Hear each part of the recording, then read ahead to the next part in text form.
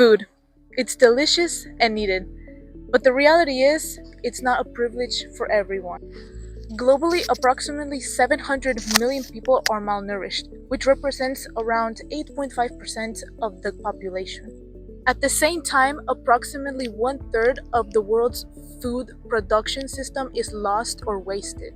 Meet the individual who is here to make a change. Hi, I'm Alex Swanson-Boyd and I'm the founder of Dunaleia. Dunaleia provides a translational food aid for malnourished communities to set them up with a better chance of long-term success. Dunaleia aims to be as silent as possible in helping out communities that are malnourished. The goal is not to replace a whole meal or a day's worth of food, but just to help people get the proper nutrition they need without interfering with their day-to-day activities and diet. It just came through a lot of conversations over the years with people who work at a really diverse level of scales of food aid, who help a diverse level of malnourished individuals at different kind of intensities. What's been the hardest thing you've learned throughout your process so far? Probably just where my ideas kind of meet the world is always a little harsher. I think I spend a lot of time thinking about what would be the best design and most effective for people, but often the real world applications that I've had with Dunaleia, it's the market need or what things actually affect people have been very different than what I thought. So kind of letting go of those babies, those ideas that I really like and have put a lot of work into, kind of dropping that in favor of something more effective. How important is innovation from agriculture to nutrition science in addressing hunger sustainability?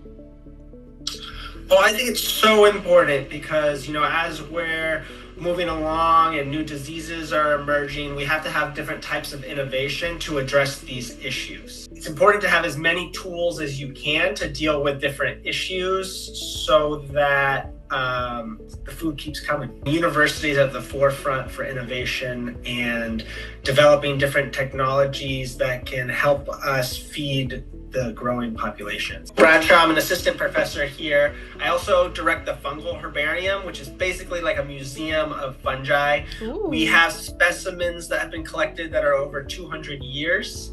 And I think it's really cool because we can now look at the genetics of these really old specimens and try and see how diseases are changing over time. What NC State University resources, specifically in the Innovation and Entrepreneurship department, have you utilized to really make an impact for Dunaleia? A lot of the programs have been, I think, really foundational, giving me some structure. I have all of my ideas and stuff. That's helped me set me on a more tangible path. I think more than anything, especially the staff at Innovation and Entrepreneurship, just the people I've met through that, I've just gotten to have some really good and hard conversations. They've asked me some not very merciful questions about, in a beautiful way, about, how this will actually help people, what this impact is beyond just like more limited scope. And so that's helped shape a lot of, especially organizational structure, even the decision to make this a nonprofit, and part of the core formulation and stuff.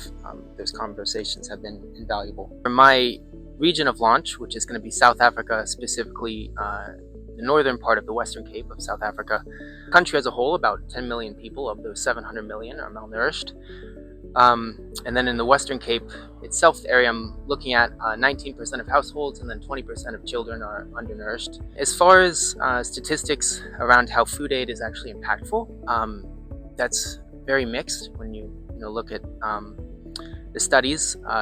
There are some interventions that work with really intense cases, severe cases of malnutrition, where food aid intervention is just really directly linear and very impactful. But then when you kind of zoom out and you're working with just the more day-to-day food aid, where you're not really just addressing these really intense cases of malnutrition, the results are a lot more mixed. Something like maybe school meals, they can help with attendance, help increase test scores, but they don't really move the needle on core metrics for undernourishment, like weight for age, height for age. So there's definitely a lot of room where those metrics can be improved with food aid. Dunaleia, the product is very well developed and robust. I'm confident in the formulation, the technology, but we still need equally as robust clinical trials, validation.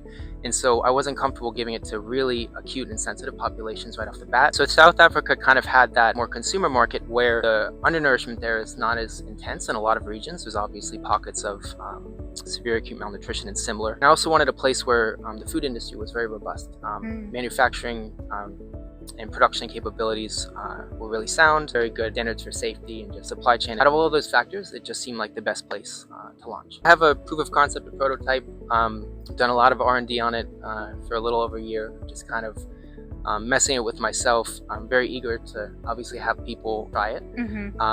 There's always technical things I'm going to work on when I get to scale up. There's going to be difficulties, but I mean it's definitely primed for launch and ready to go.